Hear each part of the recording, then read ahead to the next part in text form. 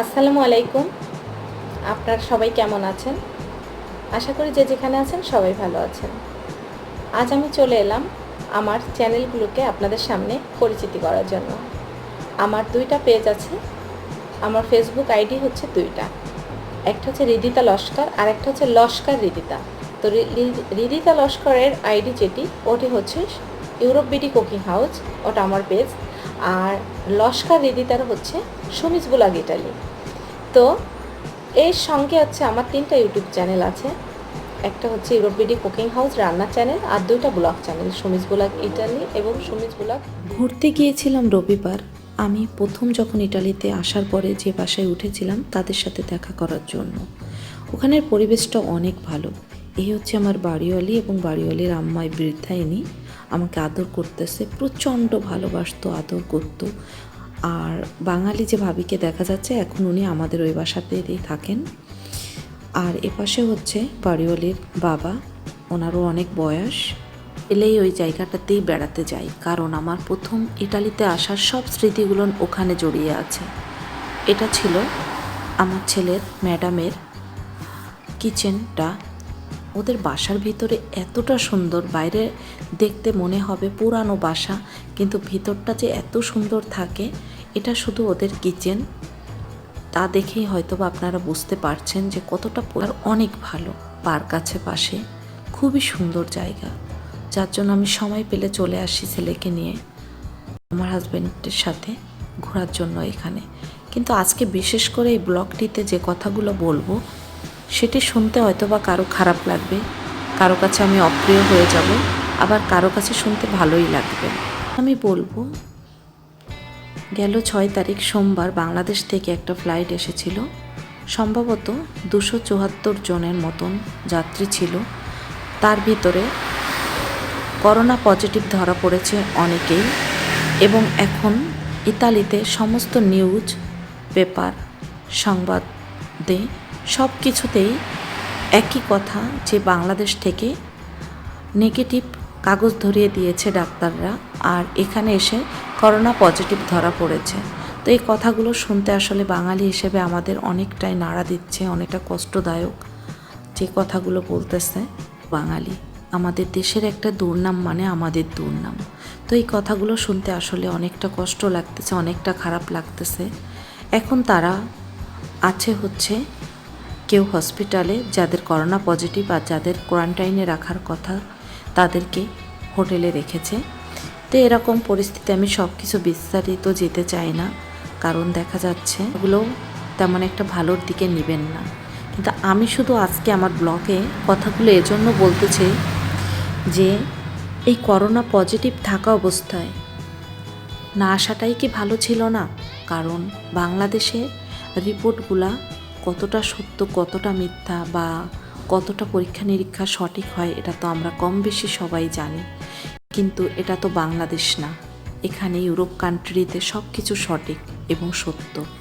যার জন্য এখানে আসার পরে যে পজিটিভ ধরা পড়লে কি হতে পারে, এটা কেন কেউ চিন্তা করেনি। এর জন্য বড় অঙ্কে জরিমানা হতে পারে, বড় বিপদে পড়তে হতে পারে, অনেক কিছু হতে পারে।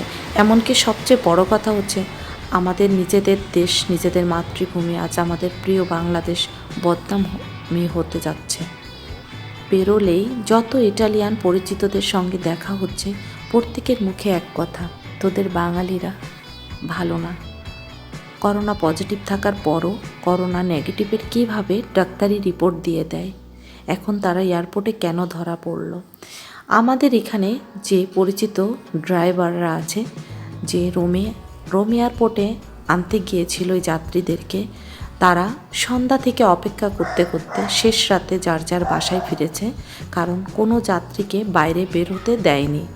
কারণ পরীক্ষার পরে যখন করোনা পজিটিভ ধরা পড়েছে, বাকিদেরও সন্দেহ তালিকায় রেখে হোটেলে রাখা হয়েছে তাদের 14 দিনের কোয়ারেন্টাইনে। এটি হচ্ছে ইটালিতে চায়না বাঙালি সব ধরনেরই, এমনকি ইতালিয়ানরাও যে সবজি চাষ করেন সেরকম। তো এই যেটা দেখিয়েছিলাম, আমার যে পুরনো জায়গায় ঘুরতে গিয়েছিলাম, সেখানে যাওয়ার পরে এটা ছিল হচ্ছে সবজি ক্ষেত। তো সেটা একটু আপনাদের সাথে ফাঁকে দেখিয়ে নিচ্ছি যার জন্য ভালোই লাগে আসলে। এটিও আমার সেই পুরানো স্মৃতির জায়গার যেখানে আমি প্রথমেই ছিলাম। তো এর পাশেই ছিল ঝর্ণা। এই ঝর্ণার সাইড থেকে এরকম একটা ছোট্ট এটাকে কি বলে, নালা বলা যায়, নদীর তো না। তো এখানে গরমের সময় সবাই এসে বিকালবেলা পা ভিজায় একটু, তারপরে বসে পানির কাছে বসলে তো ঠান্ডাই লাগে। আর এটা যেহেতু সরাসরি ঝর্ণার পানি, তো এরকমই সবাই এখানে আড্ডা দেয়। আর পার্কের ভিতরের ভিডিও আমি পরবর্তীতে দেখিয়ে দেব, এত সুন্দর। এটা হচ্ছে সান্তা মারিয়া বার। এই বারের পিৎজা খুবই নামকরা, অনেক দূর থেকে এখানে চলে আসতো সবাই পিৎজা খেতে। আমার বাসার পাশের ফ্ল্যাট, তো যার জন্য আমার তো কোনো ব্যাপারই ছিল না। আর দূরে তো পাহাড় দেখতেই পাচ্ছেন, এত সুন্দর এই বারটি, ভিতরের পরিবেশ আরও সুন্দর। আমি অন্য সময় দেখাবার, এটা আমার বাসা ছিল। মুরগির ফার্ম ছিল অনেক সুন্দর, আমি পরবর্তীতে দেখিয়ে দিব। আজকে সব কিছু দেখালে ভিডিওটা অনেক লম্বা হয়ে যায়। আর এই পাশে এটা হচ্ছে আমার বাড়ির মালিকের আঙুরের ক্ষেত। এখান থেকে অনেক আঙুর আমাকে দিত। আসলে এখানে থাকা অবস্থাতে আমার সবজি, অনেক ধরনের ফল কোনো সময় কেনার প্রয়োজন ছিল না, পুরো আমাকে অনেক দিত, অনেক লেবু, মানে খেয়ে পারা যেত না। আমরা তো মেম্বার ছিলাম 3 জন, তো সেজন্য। তো এখন সামনে থেকে আমার ছেলে বরফটা খাবে। এই বরফের ভিতরে এভাবে যে কোনো ফ্লেভারের ওরা মিক্সড করে দেয়। যেমন আপনার স্ট্রবেরির থাকে, তারপরে হচ্ছে চেরি ফলের থাকে, বিভিন্ন তারপরে মিলনে অর্থাৎ বাঙ্গি, তরমুজ, সব কিছুর ফ্লেভার মিক্সড করে দেয় বরফের সঙ্গে। খেতে খুবই মজা লাগে, আমার ছেলের অনেক পছন্দ। তো এই জন্য দাঁড়িয়ে একটু ভিডিও করলাম। আমি একটু ভাবলাম যে ভিডিওটা করে আপনাদের সাথে শেয়ার করি।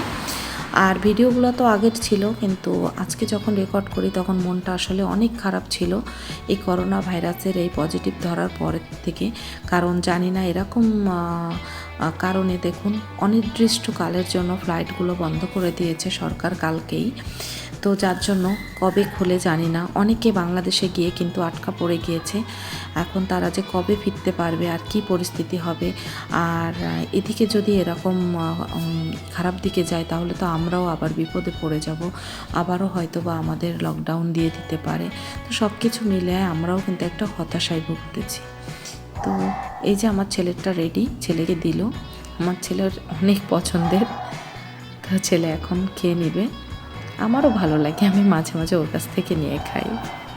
ইলিশ কাটার একটু ভিডিও করলাম। ছোটো ভাই ইলিশ কেটে দিচ্ছে আমাকে। মাছটা ওরা দুজনই কেটে দেয়, ছোটো ভাই কেটে দেয় আর আমার হাজব্যান্ড কেটে দেয়। আমি আসলে মাছটা কখনো কাটি না, আমার মাছের গন্ধটা আমার ভালো লাগে না। আমি মাংসের গন্ধ শুকতে পারি, কিন্তু ছোটোবেলার থেকে আমার মাছের গন্ধ আসলে ভালো লাগে না। কাঁচা মাছের গন্ধটা আমি নিতে পারি না। আমার হাত মনে হয় যে 50 বার ধুলেও আমার হাত থেকে গন্ধ যায় না, নাকের সামনে থেকে গন্ধটা যায় না, আমার খুবই কষ্ট লাগে। তো এই জন্য কেটে দিচ্ছে। তো আমি এই জন্য একটু সহজে আমরা প্রবাসে কিভাবে মাছ কাটি সেটাই আপনাদের একটু শেয়ার করতেছি। আমরা সব থেকে বেশি যেটা ইউজ করি সেটা হচ্ছে কাঁচি দিয়েই হচ্ছে কাটাগুলোকে আগে সব পাশে কেটে নিই।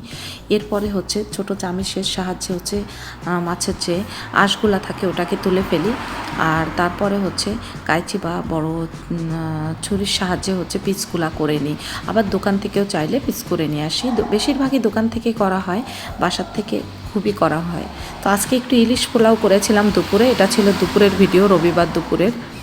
তো আগের ভিডিও তো আগেই বলেছি সবগুলা, তো সেই জন্য হচ্ছে করে দিচ্ছি।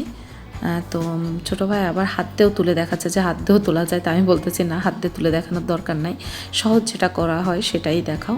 তো এখন হচ্ছে চামিচ থেকেই তুলবে, এভাবে খুব সহজে তোলা যায়, মাছ একটু নষ্ট হয় না।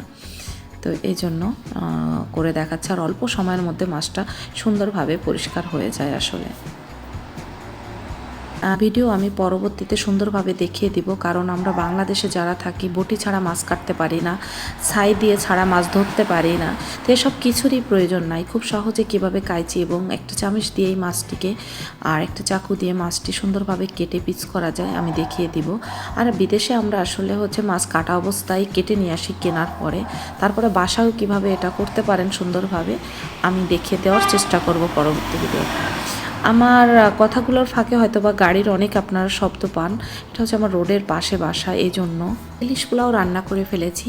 এই ভিডিওটা আমার রান্নার channel Europe BD cooking house YouTube channel, যেটি ওখানে আপনারা পাবেন। তারপর আমি ডিসক্রিপশন বক্সে লিঙ্কটা দিয়ে দিব।